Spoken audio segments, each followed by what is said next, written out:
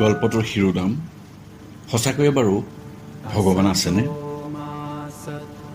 আমি সেইবাৰ ইঞ্জিনিয়াৰিং কলেজত এডমিশ্যন লোৱাৰ পিছত হোষ্টেল 5ৰ লিষ্টত আমাৰ নামকেইটা ওলমি থকা দেখি কাৰোবাক সুধি ঠিকনাটো লৈ হোষ্টেলৰ দুৱাৰমুখত উপস্থিত হৈছিলোঁগৈ।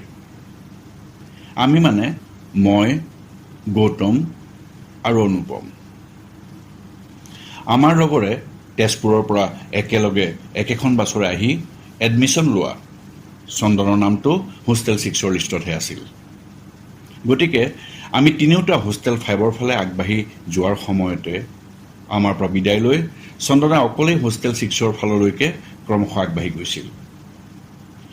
এই যে দুটা ৰাস্তাৰে দুফালে গৈছিলোঁ সেই প্ৰথম দিনাই, তাৰ পিছৰে পৰা চন্দন তাৰ ভাগে আৰু আমি তিনিওটা আমাৰ ভাগেই কলেজৰ সেই মধুৰ দিনবোৰ নিজৰ নিজৰ ধৰণেৰেই পাৰ কৰিলোঁ। বাৰু যি কি নহওক, চন্দনক বিদায় দি আমি তিনিওটা লাহে লাহে হোষ্টেলৰ সন্মুখৰ বাৰাণ্ডাখনলৈকে বুলি আগবাঢ়ি গ'লোঁ। আমাৰ বেডিং আৰু ট্ৰাংককেইটা আমাৰ আগে আগে আমাৰ হোষ্টেল 5লৈকে বুলি বাট দেখুৱাই অনা ৰিক্সাৱালাজনৰ ৰিক্সাখনতে আছিল আৰু আমি কেইটা তাৰ পিছে পিছেই আহি আছিলোঁ খোজকাঢ়ি। মুখেৰে প্ৰকাশ কৰা নাই যদিও তিনিওটাৰে বুকুকেইখন ধমৰ ধমৰকৈ মাৰিছে। আমাৰ সেই চানমাৰীৰ বৰঠাকুৰ দাদাৰ ধান খুন্দা হোলাৰ মিলটোৰ লেখীয়াকৈ নিজৰ নিজৰ বুকুৰ শব্দবোৰ নিজে স্পষ্টকৈয়ে শুনিছোঁ। কিছুদূৰ আগবাঢ়ি যোৱাৰ পিছতে হোষ্টেলৰ বাৰাণ্ডাখনৰ চিৰিকেইটাৰ ওপৰতে বহি থকা ল'ৰাজনকে উদ্দেশ্যি মাত লগালোঁ। দাদা, আমি হোষ্টেল 5ত এলটমেণ্ট পাইছোঁ, কাক লগ ধৰিব লাগিব? চকুত ডাঠ মোটা ফ্ৰেমৰ এখন পাৱাৰ থকা চশমা, নাকটোৰ তলতে এযোৰ মোটা গোফ, দুয়োফালে সমানে বৈ পৰা, মিঠা বৰণীয়া, পিন্ধনত ৰাউণ্ড নেকৰ টি চাৰ্ট এটাৰ তলতে নীলা ৰঙৰ পাইজামা। পঢ়ি থকা পেপাৰখন হাততে লৈ থিয় দি উঠিল দাদাজন। হাতৰ পেপাৰখন কাষতে থকা পেপাৰ পঢ়া টেবুলখনৰ স্প্ৰিংডালৰ তলেৰে সুমুৱাই সজাই থ'লে আনে পঢ়িব পৰাকৈ। তাৰ পাছতে আমাৰ ফালে চাই সুধিলে, কি নাম? ক'লোঁ। ক'ত ঘৰ? তাকো ক'লোঁ। কিমান পাৰ্চেণ্টেজ পাইছিলোঁ? তাকো সুধিলে, ক'লোঁ। তাৰপিছতহে তেখেতে চিনাকি দি ক'লে, মোৰ নাম ইক্ৰামুল মজিদ, তোমালোকতকৈ এবছৰ ছিনিয়ৰ, মোক ইক্ৰামুল দাদা বুলিয়ে মাতিবা। মই এই হোষ্টেলৰ মেছ ছেক্ৰেটেৰী। তোমালোকৰ 8জনক কাষৰ এই ডৰমেটৰীটোতে থাকিবলৈ দিছে। যোৱা, ৰিক্সাখনৰ পৰা বেডিং আৰু ট্ৰাংককেইটা নমাই নিজৰ পচন্দ মতে 3খন বিচনা দখল কৰি লোৱাগৈ বোলা। কল্পনা কৰিব নোৱাৰা এটা ৱাৰ্ম ৱেলকাম। ইক্ৰামুল দাদাই কাষৰ ডৰমেটৰীটোলৈকে আমাক আগবঢ়াই লৈ গ'ল। বেডিংটো নিজে বাছি লোৱা খিৰিকীৰ কাষৰ বিচনাখনৰ ওপৰতে থৈ ট্ৰাংকটো বিচনাখনৰ তললৈকে ঠেলা মাৰি পঠিয়ালোঁ।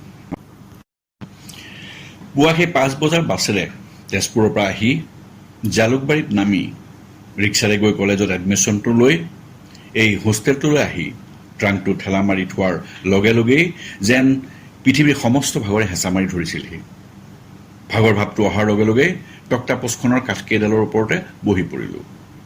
পাহৰি থাকিলোঁ যে ছিনিয়ৰ এজন কাষতে থিয় হৈ আছে। কথাটো বুজি পোৱা মাত্ৰকে একে জাপে বহাৰ পৰা উঠি ইক্ৰামুল দাদালৈ চাই কৈছিলোঁ, দাদা বহিবনে? নাই, এতিয়া তোমালোক তিনিওটা ওলোৱা, মই আমাৰ ছুপাৰ ছাৰৰ তালৈকে তোমালোকক লৈ গৈ চিনাকি কৰাই দিওঁ।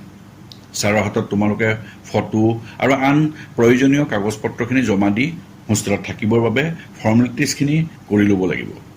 এতিয়া ব'লা, ঘূৰি আহি বিচনাবোৰ ঠিক ঠাক কৰি ল'বা। ইক্ৰামুল দা মানুহজনৰ অন্তৰখন যে কিমান কোমল আছিল সেই প্ৰথম দিনাই গম পাইছিলোঁ। আৰু লাহে লাহে দিনবোৰ বাগৰাৰ লগে লগে আমি গম পাইছিলোঁ যে এটা অতিপাত দুখীয়া পৰিয়ালৰ ডাঙৰ ল'ৰা আছিল এই ইক্ৰামুল দাদা।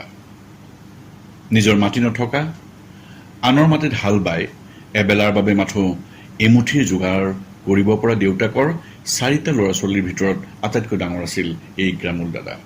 অতিশয় ধাৰ্মিক, দিনটোত 5 বাৰ নামাজ পঢ়া ইক্ৰামুল দাদাই নিজৰ পৰিয়ালটোক আগবঢ়াই নিবলৈ প্ৰয়োজনীয় শক্তি সামৰ্থ্য দিবৰ বাবে প্ৰাৰ্থনা কৰিছিল সেই নেদেখা ভগৱানজনৰ ওচৰত, ইক্ৰামুল দাদাৰ আল্লাহৰ ওচৰত।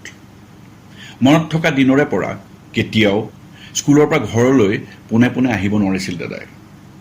স্কুলৰ শিক্ষকেই ঠিক কৰি দিয়া নিজতকৈ এটা ক্লাছ সৰু কেইবাটাও ল'ৰা ছোৱালীৰ ঘৰে ঘৰে টিউচন কৰি নিশা 8মান বজাত আহি ঘৰ পাইছিলহি ইক্ৰামুল দাদা। আৰু তেতিয়ালৈ ঘৰৰ বাকীবোৰ থাকে দোৰঘূৰ নিদ্ৰাত। মাকে তালৈ বুলি ঢাকি থোৱা ভাতকেইটা নিমখ আৰু ঘৰৰ মেম জলকীয়াৰ সৈতে খাই ভাগৰে হেঁচা মাৰি ধৰা দেহাটোক দেউতাকে বাঁহেৰে তৈয়াৰ কৰি ওলোৱা বিচনাখনৰ ওপৰত আনৰ ঘৰৰ পৰা গোটাই অনা পুৰণা কাপোৰেৰে মাকে চিলাই তৈয়াৰ কৰি থোৱা সেই কথাখনৰ ওপৰতে ধেৰমেৰ দি বাগৰি পৰিছিল ৰাতিটোলৈ বুলি। পুৱা দেউতাকলৈ বুলি পথাৰলৈ লৈ যোৱা পানী ঘুটি আৰু গামোচাৰে বান্ধি নিয়া চিৰাকেইটা চিঞৰ এটা মাৰি ৰাস্তাৰ দাঁতিতে থৈ লৰ ধৰে নিজৰ স্কুলখনলৈকে বুলি। মাকে ৰাতিয়ে পানী দি থোৱা পঁইতা ভাতকেইটাৰে সবল হৈ থকা মনটোৰে বেছ বেগেৰে খোজকাঢ়ি স্কুলখন পায়গৈ। এয়া আছিল ইক্ৰামুল দাদাৰ ৰুটিন, 7ম শ্ৰেণীৰ পৰা হায়াৰ ছেকেণ্ডেৰী পাছ কৰালৈকে।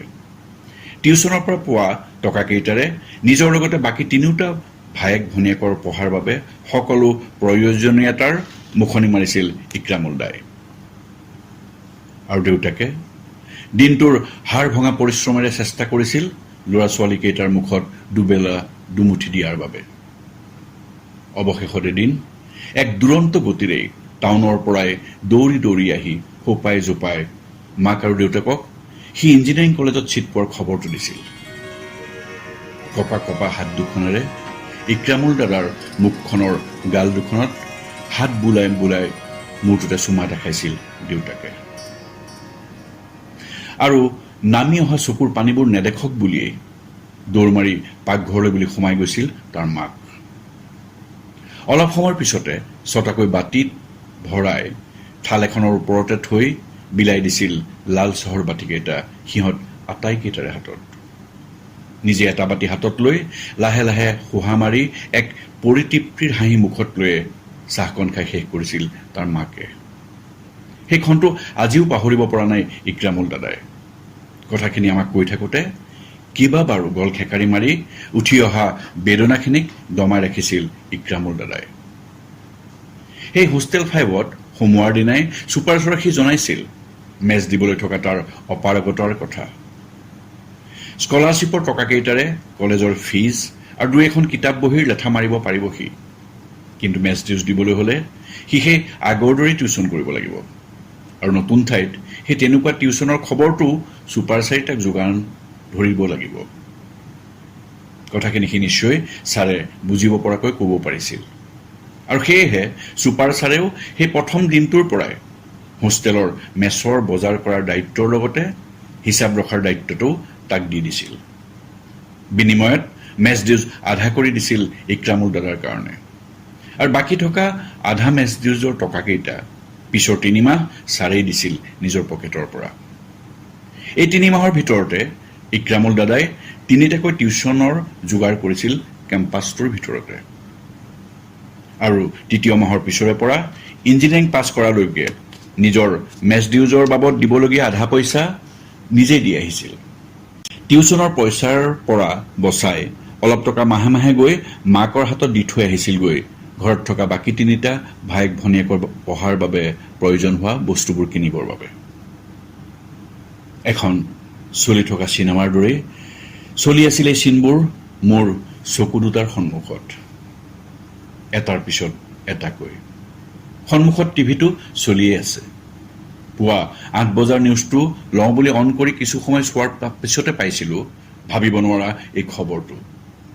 কালি বিয়লি 4 বজাত সংঘটিত হোৱা এক পথ দুৰ্ঘটনাত নিহত হয় অসম ৰাজ্যিক বিদ্যুৎ পৰিষদৰ সহকাৰী অভিযন্তা সৈয়দ ইক্ৰামুল মজিদ।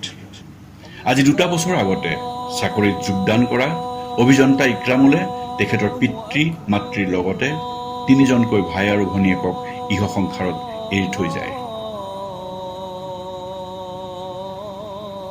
হাতত থকা চাহৰ কাপটো ধৰি ৰখাৰ শক্তিকণো যেন হেৰুৱাই পেলাইছিলোঁ মই। কাষতে থকা টিপৈখনতে কাপটো থৈ দুহাতেৰে মুখখন ঢাকি ধৰিছিলোঁ। পৰা নাই। ঢাকি থোৱা চকুকেইটাৰ আগতো মিচিকীয়া হাঁহিৰে মোটা ক'লা গোফজোৰেৰে মোলৈকে চাই আছিল ইক্ৰামুল দাদাই। কিবা এটা অজান শক্তিয়ে যেন ডিঙিটোতে সোপা মাৰি ধৰিছে মোৰ। বাওঁফালৰ গোসাঁই ঘৰটোলৈ চকু গ'ল। চিঞৰি চিঞৰি সুধিবলৈ মন গৈছে মোৰ, ভগৱান, সঁচাকৈ এবাৰ তুমি আছানে ক'ৰবাত? আছা যদি কি কৰি আছা? নাই পৰা মই। মাতিবলৈ চেষ্টা কৰিছোঁ, ইক্ৰামুল দা। নাই। হুক হুকাই কানুন হৈ ওলাই আহিল বুকুৰ বেজাৰখিনি। পাকঘৰৰ পৰা দৌৰি ওলাই অহা মাৰ মুখখনলৈ চাব পৰা নাই মই। মাথো কান্দি থকাৰ মাজেৰেই বিৰবিৰাই থাকিলোঁ, ভগৱান নাই আৰু আল্লাও নাই, কোনোৱেই নাই, মিছা, সকলোবোৰ মিছা, একেবাৰে মিছা।